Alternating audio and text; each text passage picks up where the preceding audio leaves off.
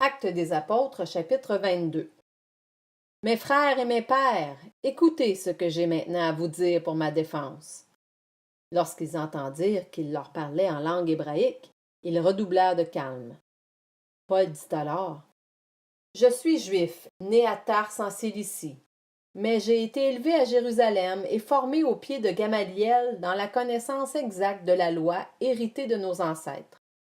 J'étais plein de zèle pour Dieu, comme vous l'êtes tous aujourd'hui. J'ai combattu à mort cet enseignement, enchaînant et mettant en prison hommes et femmes. Le grand prêtre et tout le collège des anciens m'en sont témoins, puisque j'ai même reçu d'eux des lettres pour les frères de Damas, où je me suis rendu afin d'arrêter ceux qui s'y trouvaient et de les ramener à Jérusalem pour les faire punir. J'étais en chemin et j'approchais de Damas quand tout à coup, vers midi, une grande lumière venue du ciel a resplendi autour de moi. Je suis tombé par terre et j'ai entendu une voix qui me disait: Saul, Saul, pourquoi me persécutes-tu? J'ai répondu: Qui es-tu, Seigneur? Il m'a dit: Je suis Jésus de Nazareth, celui que tu persécutes. Ceux qui étaient avec moi ont bien vu la lumière et ont été effrayés, mais ils n'ont pas compris celui qui me parlait. Alors j'ai dit: Que dois-je faire, Seigneur? Et le Seigneur m'a dit: Lève-toi, va à Damas, et là on te dira tout ce que tu dois faire. Comme je ne voyais plus à cause de l'éclat de cette lumière, ceux qui étaient avec moi m'ont pris par la main, et je suis arrivé à Damas. Or, un certain Ananias, un homme pieux, fidèle à la loi et estimé de tous les Juifs qui résidaient à Damas, est venu me trouver. Il m'a dit: Saul, mon frère, retrouve la vue. Au même instant, j'ai pu le voir. Il a ajouté: Le Dieu de nos ancêtres t'a destiné à connaître sa volonté, à voir le juste et à entendre les paroles de sa bouche.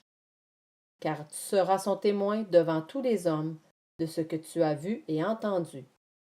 Et maintenant, pourquoi tarder? Lève-toi, sois baptisé et sois lavé de tes péchés en faisant appel au nom du Seigneur. De retour à Jérusalem, comme je priais dans le temple, je suis tombé en extase et j'ai vu le Seigneur qui me disait: Dépêche-toi, sors rapidement de Jérusalem parce qu'ils n'accueilleront pas ton témoignage à mon sujet. J'ai répondu: Seigneur, ils savent bien que j'allais de synagogue en synagogue pour faire mettre en prison et fouetter ceux qui croyaient en toi. De plus, lorsqu'on a versé le sang d'Étienne, ton témoin, j'étais moi-même présent, approuvant son exécution et gardant les vêtements de ceux qui le faisaient mourir. Alors le Seigneur m'a dit: Vas-y, car je t'enverrai au loin vers les non-juifs. La foule l'avait écouté jusqu'à ces mots, mais ils se mirent alors à crier: Fais disparaître de la terre un pareil homme, il n'est pas digne de vivre. Ils poussaient des cris, jetaient leurs vêtements et lançaient de la poussière en l'air. Le commandant ordonna de faire entrer Paul dans la forteresse et de procéder à son interrogatoire par le fouet, afin de savoir pour quel motif il criait ainsi contre lui. Alors qu'il l'attachait avec des courroies, Paul dit à l'officier qui était présent: Avez-vous le droit de fouetter un citoyen romain qui n'est pas même condamné? À ces mots, l'officier alla avertir le commandant en disant: Attention à ce que tu vas faire, car cet homme est romain.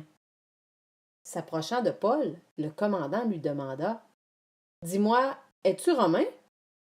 Oui, répondit-il. Le commandant reprit: C'est avec beaucoup d'argent que j'ai acquis ce droit de citoyen. Quant à moi, dit Paul, je l'ai de naissance. Aussitôt, ceux qui devaient procéder à l'interrogatoire se retirèrent, et le commandant eut peur en prenant conscience que Paul était romain et qu'il l'avait fait enchaîner. Le lendemain, le commandant voulut savoir avec certitude de quoi les Juifs l'accusaient. Il le fit détacher et donna l'ordre au chef des prêtres et à tout le Sanhédrin de se réunir. Puis il fit venir Paul et le plaça au milieu d'eux.